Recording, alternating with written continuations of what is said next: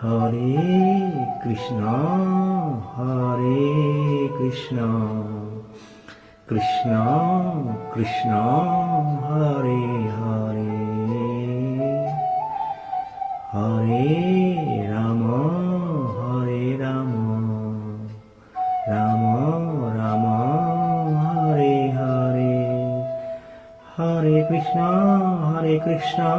কৃষ্ণ কৃষ্ণ হরে হরে হরে রাম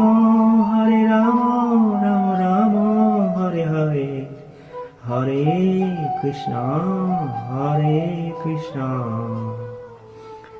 কৃষ্ণ কৃষ্ণ হরে হরে হরে রাম রাম রাম হরে হরে। কলিযুগের মহামন্ত্রের কথা বললাম, যেটি সংস্কৃত ভাষায় রচিত, যেখানে 3টি শব্দ হরি, কৃষ্ণ ও রাম একাধিকবার রয়েছে। হরি বলতে নারায়ণকে বোঝানো হয়েছে।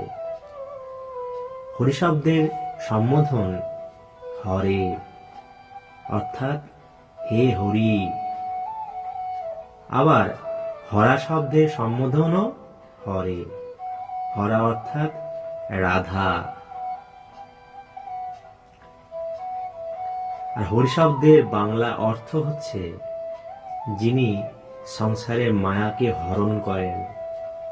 কৃষ্ণ, এখানে কিন্তু বিসর্গ নেই। কৃষ্ণ শব্দের সম্বোধনও কৃষ্ণ, অর্থাৎ হে কৃষ্ণ, যিনি সকলকে আকর্ষণ করেন। আর রাম, যিনি সকলকে আনন্দ দান করেন। হে রাম। ধন্যবাদ।